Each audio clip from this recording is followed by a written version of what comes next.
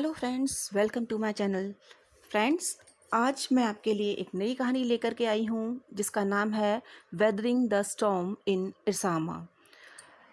अक्टूबर 1999 में ओडिशा को एक साइक्लोन ने हिट किया जिसमें thousands of people were killed और उनके घर मकान सब बह गए, बर्बाद हो गए, उनके जानवर मर गए, बह गए।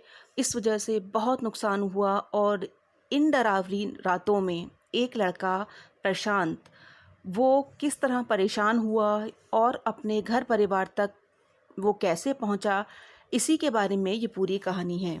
तो आइए जानते हैं इस कहानी के बारे में। 27 अक्टूबर 1999 इरसामा में प्रशांत अपने एक फ्रेंड से मिलने के लिए गया था। उस दिन सारा दिन वो अपने फ्रेंड के साथ बिताना चाहता था और इरसामा उसके गांव से 18 किलोमीटर्स की दूरी पर था। और अब 7 साल बाद, वो अपनी माँ की डेथ के 7 साल बाद, वो अपने फ्रेंड से मिलने जा रहा था। उसी शाम एक बहुत ही भयंकर तूफान ने इरसामा को हिट किया। बहुत भारी और लगातार बारिश की वजह से चारों तरफ अंधेरा हो गया, पेड़ जड़ से उखड़ गए और लोगों के घरों में पानी घुस गया। यहाँ तक कि जिस घर में अपने फ्रेंड के जिस घर में वो रह रहा था, उस घर में भी बुरी तरह पानी भर गया। उस समय हवा की जो गति थी वो 350 किलोमीटर्स पर आवर थी। उस तूफ़ानी हवा ने चारों तरफ बर्बादी का मंज़र पैदा कर दिया और साइक्लोन की वजह से समुद्र नेक्स्ट 63 यानी लगभग 3-4 दिन तक समुद्र लगातार बढ़ता रहा और हवा की गति अगले दिन तक जा कर के थोड़ी सी कम हुई। और सुबह जब उन लोगों ने सुबह की लाली के समय देखा आसपास, तो चारों तरफ भयानक विनाश दिखाई दे रहा था, डिवास्टेशन दिखाई दे रहा था। प्रशांत और उसका फ्रेंड, वो लोग अपने पूरे परिवार के साथ अपने घर की छत पर चढ़ गए थे और वहाँ से प्रशांत ने जो सीन देखा वो उसको सारी ज़िंदगी भर नहीं भूलेगा। हर जगह सभी दिशाओं में पानी की एक पूरी लेयर सी बिछ गई थी। ऐसा लगा था जैसे कि एक पूरी ग्रे शीट से चारों चारों तरफ से ढक दिया गया हो हर चीज़ को। जहाँ तक उसकी आंखें देख सकती थीं, हर वस्तु, हर चीज़, हर घर टूटी हुई, बिखरी हुई और चारों तरफ रोना, चीखना, चिल्लाना। मरे हुए जानवर और इंसान इधर उधर बह रहे थे। भारी भरकम वृक्ष भी गिर गए थे। प्रशांत के मित्र के घर के ऊपर नारियल के 2 पेड़ गिर गए थे और इन्हीं 2 पेड़ों से उस समय में उन लोगों की जान बच सकी, क्योंकि उन्हीं दोनों पेड़ों के नारियल को खा करके और उसका पानी पी करके वो अगले कई दिन तक जीवित रह सके। पूरे 2 दिन तक प्रशांत अपने फ्रेंड के घर पर उसकी छत पर सिकुड़ कर बैठा रहा। ठंडी हवा की वजह से ऐसा लगता था कि वो फ्रीज हो गए हैं, उनका ब्लड जमने लगा है। प्रशांत लगातार अपने परिवार के बारे में सोच रहा था। अब उसे लगा कि नहीं, अब वो ज़्यादा देर तक अपने परिवार से दूर नहीं रह सकता, इसलिए उसने अपने परिवार के पास जाने का निश्चय किया।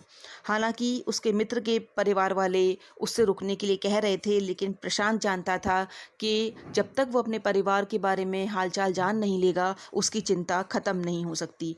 इसलिए उसने एक मजबूत छड़ी ली और फिर बाढ़ के बढ़ते हुए पानी में अपने घर तक की 18 किलोमीटर की यात्रा शुरू कर दी।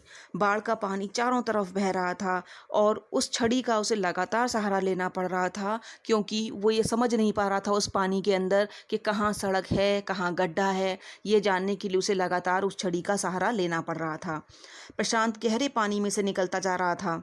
रास्ते में उसने अपने चाचा के 2 मित्र मिले। उन्हें देख करके उसे थोड़ी शांति मिली, थोड़ा सुकून मिला। वो भी अपने गांव की तरफ लौट रहे थे, तो उन सब ने मिलकर एक साथ आगे बढ़ने का फैसला लिया।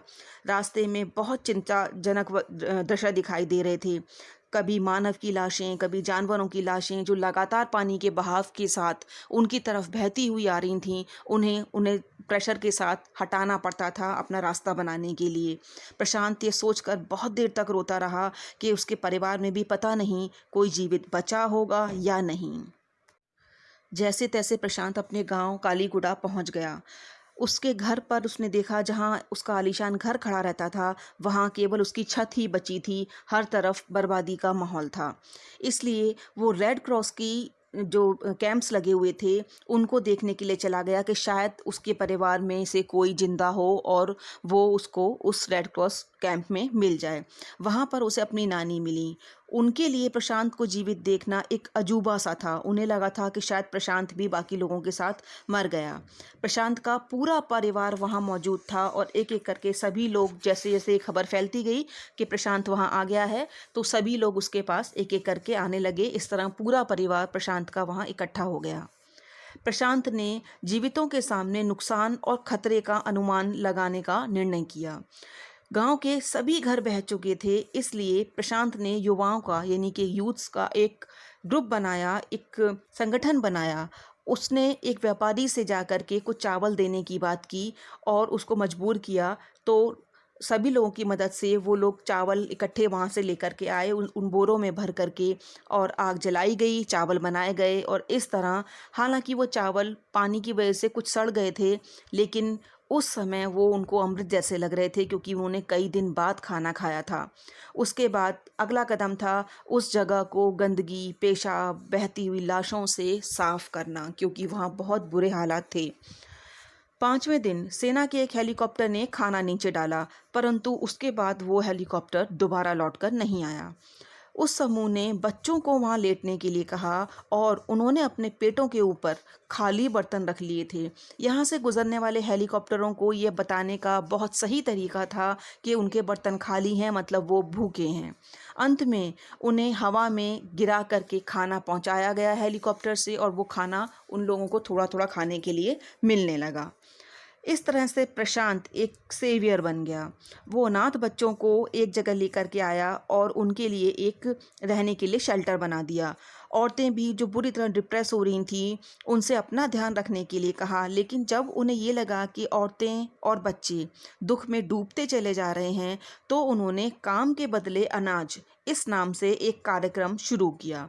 उन्होंने ये कहा कि एक गैर सरकारी संस्था है जिसने ये काम शुरू किया है कि आप काम कीजिए, उसके बदले आपको अनाज दिया जाएगा। तो लेडीज़ वहाँ जाके काम करें, जिससे उनका मन भी लगा रहेगा, वो डिप्रेशन में भी नहीं आएंगी, और बदले में उन्हें अपनी जीविका के लिए अनाज भी मिलता रहेगा।